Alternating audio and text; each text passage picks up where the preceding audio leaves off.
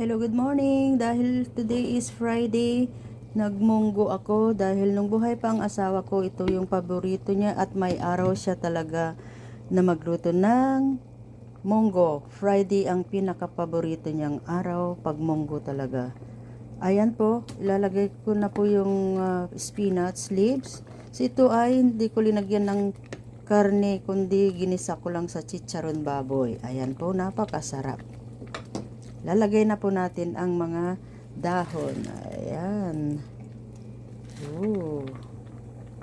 Ayan na po. Kung wala ka po kayong isahog, bili na lang po kayo ng chicharon baboy.